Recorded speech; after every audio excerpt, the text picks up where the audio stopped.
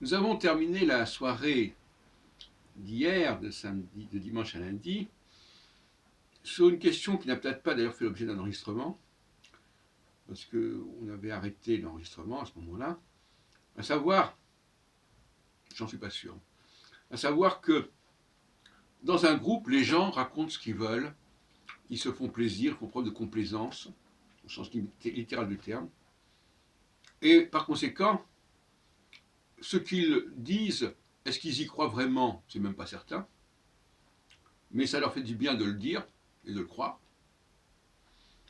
Mais là où ça ne va plus, c'est quand ils le disent à l'extérieur de leur groupe. Parce que les bobards que les gens peuvent se raconter entre eux, pour se rassurer, etc. Oui, c'est parce que ceci, c'est parce que cela, etc. Bon, tout ça, ça va très bien dans le groupe, mais ça devient monstrueux, en quelque sorte, quand ça sort du groupe. C'est un usage interne et non pas externe. Et le grand problème de certaines personnes, c'est de ne pas comprendre, de ne pas faire la différence entre ce qui peut se dire en interne et ce qui peut se dire en externe. Dans beaucoup de domaines, c'est comme ça.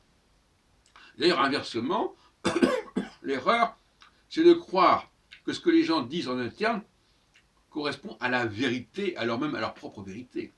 C'est même pas le cas. On ne peut pas reprocher aux gens de dire des choses en interne, condition qu'ils les gardent en eux-mêmes. Mais si j'en ai entendu parler, bon, prenons par exemple le cas des protocoles des sages de Sion. C'est présenté comme un discours interne. Des juifs qui se réunissent et qui racontent ce qu'ils ont envie de faire, ce qui leur passe par la tête, et même dans le Talmud, des juifs qui parlent de ce qui est passé. Alors, il y a des gens qui vont dire, ah oui, mais attendez, nous avons lu ce que vous aviez écrit dans le Talmud, sur les chrétiens par exemple, ou nous avons lu ce que vous avez écrit, soi-disant, dans les protocoles des sages de Sion, et c'est inacceptable, etc., etc. Et c'est vrai que dans bien des cas, ce qui se dit en interne est souvent inaudible. Hein. L'autre jour, j'ai écouté des Maghrébins parler de la question juive, en amalgamant les histoires palestiniennes, israélo-palestiniennes et l'histoire de la Shoah, sans parler même de la question de Jésus, etc. Ils faisaient une sorte de salade avec tout ça. Et bon, ils étaient entre eux, mais moi j'étais quand même là. Et moi, en tant que juif, je leur ai dit, je leur ai fait comprendre, par la suite, que je trouvais tout à fait déplacé qu'ils tiennent ces propos devant moi, en ma présence. Parce que, si vous voulez, l'obscénité, c'est cela.